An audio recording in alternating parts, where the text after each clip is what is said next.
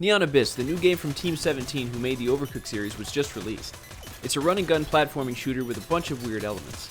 It has a ton of guns, masks, insane bosses, weird perks, monster babies, and oddly addictive gameplay. It also has some pets that you can carry along with you that can help or seriously hinder you. Don't forget to deal with Hades himself to deal with a bunch of his titans.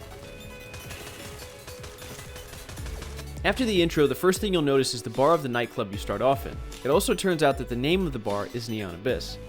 The bartender will give you some tips on gameplay and spending gems. Gems are the currency for adding new perks and characters to your roster. You can also change the difficulty and which character you want to use from inside the bar. Each character has their own starting off perks that'll help or hinder you depending on your gameplay. Some of your characters will have special abilities like rolling or placing bombs, while others can carry 2 weapons at a time or have a better success rate at hatching eggs. Unlocking characters took me a while, so getting used to using the 2 starter characters is ideal.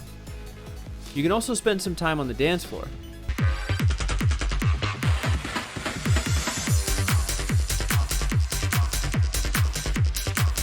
Once you actually jump into the pit outside of the bar, the levels begin. The levels are well designed with neon everywhere and fun, energetic music to get a good flow of gameplay going.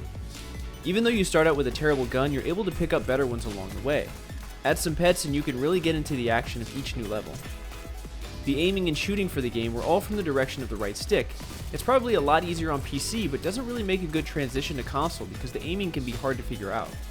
Your shots also don't go very far, so often you're having to get closer and put yourself into more danger than you would in other run-and-gun games. As far as the guns actually go, you start out with a low damage, slow firing gun. There's a good assortment that you can find along the way though, provided the RNG gods have given you good options. There are guns that fire like the neutrino one from Ghostbusters, or ones that shoot bullets that do loops in the air. Even guitars that fire notes at your enemies is possible to find. Several of the guns even have passive abilities, like firing even more projectiles from the back of the gun. Once you start leveling up the weapons with boss loot or finding items that increase fire rate and amounts of shots, your weapons will start clearing rooms with ease. There are even different perks that can be attached to your guns. One of the coolest things that you get to find are masks. You can collect different kinds of masks that give you different types of abilities. Each mask offers unique perks that can help your character, like getting hearts or crystals out of enemies once you've killed enough, or shooting out mice every now and then.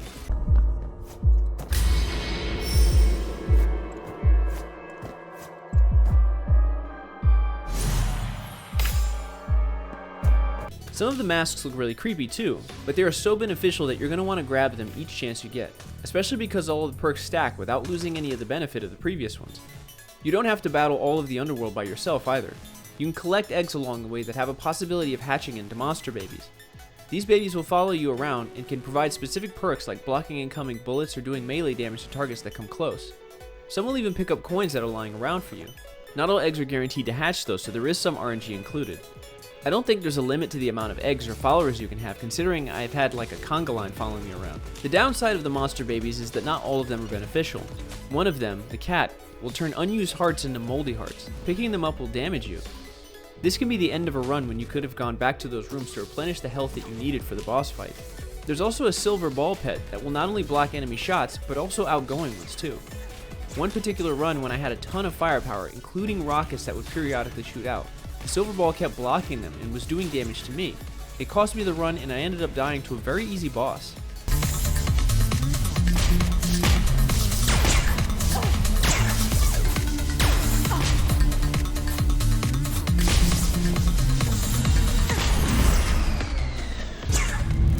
Why was this included into the game? Especially when you die, you have to restart from the beginning of a manager hunt. All of the weapons, pets, and perks that were collected along the way are now gone. Some people may like having only one life to make it all the way through several levels and a boss, but I'm not one of them. I don't mind restarting the level, but if you're throwing away all of the time and effort it took to get to that point in the game, I'm not really interested. Some of the descriptions for items that you pick up will disappear pretty quickly. If you need a review of the items that you've picked up, the pause menu allows you to check on each of them. One of the things I wish the developers would have added was the ability to dismiss some items. This would get rid of the issue of terrible followers ruining a good run. Now the runs are broken up into levels to get to a particular manager. The manager are high-level bosses with a lot more stuff to throw at you than the average level bosses. Having full hearts, a bunch of shields, and even some heavy firepower does not guarantee victory, as some of the boss's mechanics will damage you often. There's at least one manager that constantly puts up shields that make it invincible. The problem with these super boss fights is that it takes 5 or 6 runs to even make it to them. How many more will it take to even have an understanding of how to fight them?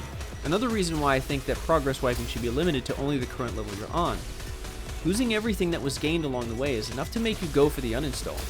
If you can manage to keep going after the bosses though, you'll eventually beat the managers. Once you defeat one, you're sent right back to the bar. The run begins fresh with the new manager, meaning that again you have to start off with nothing. The crazy powerful guns, masks, special abilities, and super babies do not carry over. The unlocks that you completed with the gems are the only things that are covered across all the playthroughs. Neon Abyss has so much potential. It's a fun and addictive game with a variety of good ideas like the super babies and powerful masks. The assortment of guns and perks make you feel powerful by the end of a playthrough versus where you started off with nothing. Each run makes you feel like, this is the one where I get to beat the manager. The bad rolls on monster babies and wiping of progress, however, may be the very thing that keeps people from playing it. If there was some compromise or update where you have the option to drop items or save progress, I think this game would definitely keep my attention for a whole lot longer. Anyway, that's it for this one. If you enjoyed this video or thought it was interesting, please like and subscribe. I will see you in the next one. Bye.